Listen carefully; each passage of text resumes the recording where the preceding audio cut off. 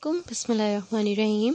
अच्छा जी, इस numerical video में जो है वो हम अपने मज़ीद कुछ न्यूमेरिकल की प्रैक्टिस करेंगे 3.10 which is our book numerical. और इस न्यूमेरिकल की तरफ देखते हैं कि इस न्यूमेरिकल में हमसे क्या पूछा गया है। ठीक है जनाब, तो सबसे पहले हमारे पास जो है वो न्यूमेरिकल स्टेटमेंट जो है वो कुछ इस तरीके से है कि a stone is dropped from the top of the tower, takes 5 seconds to reach the ground. Calculate the height of the tower. सही, take g is equals to 10 metre per second square. क्या कह रहे हैं कि एक stone है, एक पत्थर है जिसको जो है वो ड्रॉप किया गया है एक टावर के ऊपर से, और उसको जो है वो 5 सेकेंड जो है वो लगे हैं ज़मीन तक आने में। ठीक है, calculate the height of the tower. Tower की जो हाइट है वो हमें कैलकुलेट करनी है। अच्छा, इस न्यूमेरिकल को देखने के बाद जो है वो हमें खुद अंदाज़ा हो रहा है कि ये न्यूमेरिकल जो है वो एक्सेलरेशन ड्यू टू ग्रेविटी के टॉपिक से रिलेटेड है, और इसमें जो भी हम इक्वेशन ऑफ मोशन को इस्तेमाल करने जा रहे हैं उस न्यूमेरिकल में, उस इक्वेशन ऑफ मोशन में ए की जगह जी इस्तेमाल होगा और एस की जगह एच इस्तेमाल होगा। ठीक है, तो हमने पहले इसको जो है वो देख लिया।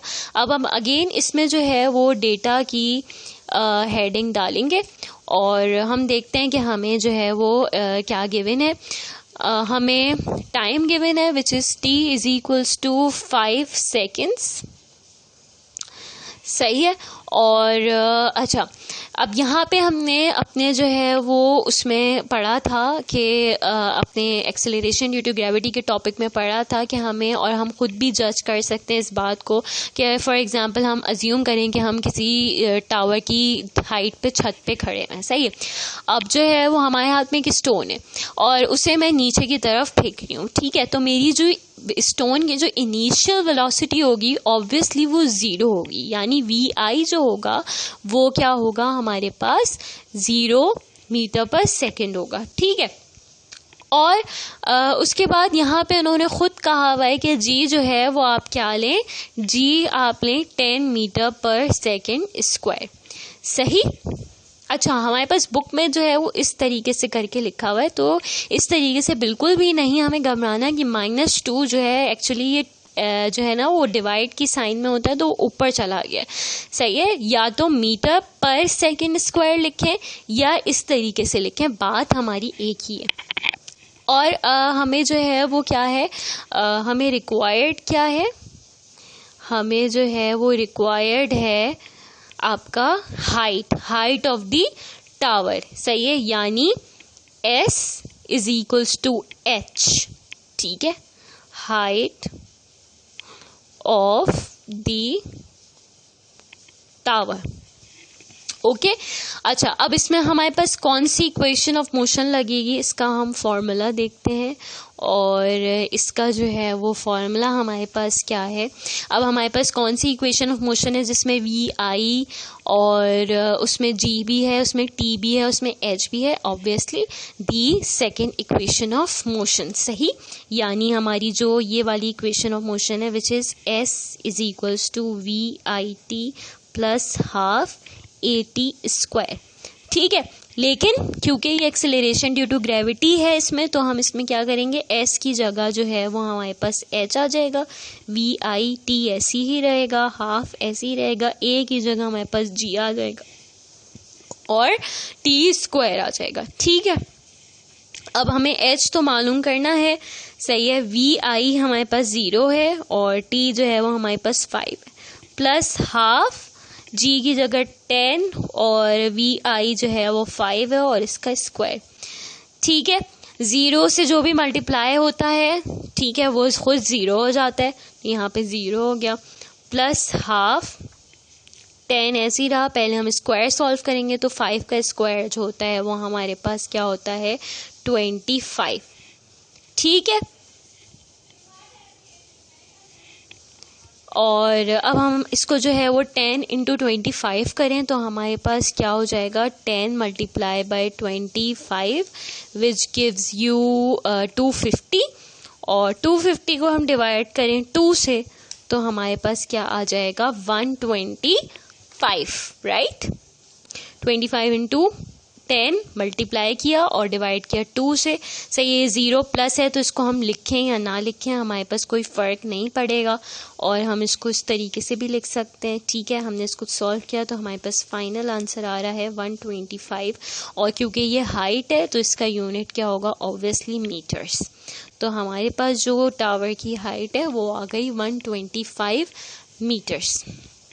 तो ये हमारे पास एक और न्यूमेरिकल था। अच्छा जनाब, अब हमारे पास एक और 3.11 न्यूमेरिकल है, जो कि हमारा जो है वो प्रैक्टिस के लिहाज से लास्ट न्यूमेरिकल है। ठीक है, और इस न्यूमेरिकल को देखते हैं, सॉल्व करते हैं। और इस न्यूमेरिकल में हमारे पास जो प्रॉब्लम स्टेट है वो कुछ स्टेटमेंट है, कुछ इस तरीके से है। A boy throws a ball with a velocity of 20 metre per second, find the time elapsed between the throwing and catching the ball. सही है, एक लड़का है जिसने जो है वो एक बॉल को थ्रो किया है, और यहाँ पे हमारे पास जो है वो जो डेटा गिवन है वो गिवन है हमारे पास velocity which is 20 metre per second. ठीक है, और 20 मीटर पर सेकेंड, और यहाँ पे हमारे पास जो है वो ये वेलोसिटी क्या होगी, ये वेलोसिटी हमारी जो होगी क्या है, इनिशियल वेलोसिटी है। ठीक है, फाइनल वेलोसिटी हमारी हो गई 0। और उसके बाद हमारे पास क्या है, एक्सेलरेशन ड्यू टू ग्रेविटी जो है वो हमारे पास एक्सेलरेशन ड्यू टू ग्रेविटी हमारे पास g की वैल्यू क्या है, -10 या 9.8 मीटर पर सेकेंड स्क्वायर। और ये हमारे पास डेटा सारा हमें गिवन था। अच्छा, ये जी जो है वो यहाँ पे हमेशा गिवन नहीं होती, ये जी हमें याद करना है। सही है, ये जी हमें याद करना है विच इज़ -10 मीटर पर स्क्वायर सेकेंड। सही, और उसके बाद हमारे पास यहाँ पे रिक्वायर्ड क्या है, रिक्वायर्ड है हमारे पास टी, बॉल फेंकने तक। ये जो टाइम इलेप्स लिखा हुआ है ये कंफ्यूज करने के लिए लिखा हुआ है, लेकिन हमें टाइम ही मालूम करना है। टाइम बॉल थ्रो और कैच करने के दरमियान का जो टाइम है। सही है, कोई एक और मतलब उसने बॉल जो है वो ऊपर उछाली। सही है, ऊपर उछाली उसने बॉल, वो टाइम ऊपर जाने का टाइम, और जब वो बॉल नीचे आ रही है वो वाला टाइम। सही है, इससे हमें पता चल रहा है कि जो भी हमारे पास टी आएगा हमें उसे 2 मतलब उसमें हमें ऐड करना होगा 2 दफ़ा। सही है, एक ऊपर जाने का टाइम और फिर एक नीचे आने का टाइम, ये मालूम करना है हमें। सही है, तो अब हम जो है वो फटाफट अपना फार्मूला लगाते हैं। और फार्मूला हमारे पास क्या है, फार्मूला है हमारे पास again VF is equals to VI plus GT। VF 0 है, VI 20, और हमारे पास जो है वो G क्या होगा 10 विच इज़ माइनस के साथ, और T हमें मालूम करना है। सही है, तो अच्छा यहाँ पे हम इस फार्मूला का ख़ुद भी जो है वो अरेंज कर सकते हैं, लेकिन हमने जो है कोई बात नहीं, हमने अरेंज नहीं किया। तो यहाँ पे -20 आ गया, 20 इधर चला गया तो माइनस हो गया, और यहाँ पे जो है वो प्लस माइनस -10 और T एज इट इज़ रहा। ठीक है, माइनस से माइनस हमारा जो है वो कैंसिल हो गया, और 20 डिवाइडेड बाय 10 और T ये रहा। ठीक है, तो 10 1 10, और T जो है वो हमारे पास आ गया, T आ गया हमारे पास 2 सेकेंड्स। ठीक है, अब ये जो T आया है, ये T जो है वो ऊपर फेंकने का टाइम है। सही है, जो बॉय ने बॉल ऊपर फेंकी ये वो टाइम। फॉर एग्जांपल यहाँ पे हम अगर समझें इसको, तो ये एक बॉय है। ठीक है, और ये जो है वो बॉल, इसके हाथ में जो है वो बॉल है।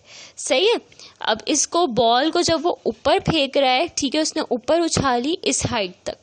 ठीक है, उसने ऊपर उछाली, अब जब बॉल एक टी ये लगा। सही है, यहाँ से यहाँ तक आने में एक टी लगा। ठीक है, और जब बॉल एक सर्टेन हाइट पे पहुँच गई और दोबारा नीचे आई, तो ये वाला जो टी है, ठीक है, एक टी हमने ये कैलकुलेट कर लिया। अब जो ये वाला टी है, ये इसमें हम क्या करेंगे, टी कितना होगा 2 + 2, तो टी जो है वो हमारे पास 4 सेकेंड्स। टोटल टाइम जो है वो हमारे पास क्या आया, ये हमारा टोटल टाइम है। टोटल टाइम हमारा आ गया 4 सेकेंड्स, हमारा जो है वो टोटल टाइम आ गया बॉल को थ्रो करने में और दोबारा कैच करने में। ठीक है, तो और ये हम पहले पढ़ के आ चुके हैं कि हमारी जो है वो वेलोसिटी और एक्सेलरेशन चेंज नहीं होती। जिस स्पीड के साथ हमने बॉल फेंकी है उसी, या कोई भी ऑब्जेक्ट फेंका है ऊपर, उसी स्पीड के साथ वो नीचे आती है। तो हमारा टाइम भी इक्वल ही लगेगा अनटिल और अनलेस कोई एक्सटर्नल ऑब्स्ट्रक्शन वगैरह ना आए हो या कुछ दूसरी चीज़ हो। ठीक है ना जनाब। ये तो हमारे न्यूमेरिकल्स थे, सही है, जिनकी हमने प्रैक्टिस की। और यहाँ पे मैं जो है वो एक बात बोलूँगी कि ये न्यूमेरिकल्स थोड़े से हैं, ठीक है, जिनकी मैंने प्रैक्टिस यहाँ पे करवाई है। इसी तरीके के न्यूमेरिकल्स बुक में मौजूद हैं और ये जितने भी न्यूमेरिकल्स हैं ये हम सॉल्व करेंगे अपनी कॉपी में। न्यूमेरिकल्स को सॉल्व करेंगे, ये बहुत इंपॉर्टेंट टॉपिक है बोर्ड के पॉइंट ऑफ व्यू से और बहुत आसान न्यूमेरिकल्स हैं, ठीक है। इसमें ब्लंडर्स होते हैं, यूनिट कन्वर्जन के जो है वो अक्सर प्लस माइनस की साइन के होते हैं। अगर ये 4 मार्क्स का एक क्वेश्चन आता है तो जो है वो मतलब 4 मार्क्स बहुत इजीली हम गेन कर सकते हैं अगर ये न्यूमेरिकल हम सॉल्व करें। प्रैक्टिस चाहिए होगी इसको सॉल्व करने के लिए, मज़ीद 5 ईयर्स से हम जो है वो प्रैक्टिस करें। बुक के पीछे हमारे पास बहुत सारे न्यूमेरिकल्स मौजूद हैं, ठीक है, और हमारे पास जो है वो नोट्स में मौजूद होते हैं डिफरेंट। अपनी तरफ से भी हम न्यूमेरिकल्स बना सकते हैं, वैल्यूज़ चेंज कर दें, ठीक है। इसकी प्रैक्टिस करेंगे तो हम जो है वो इंशाल्लाह न्यूमेरिकल्स में परफेक्ट हो जाएंगे।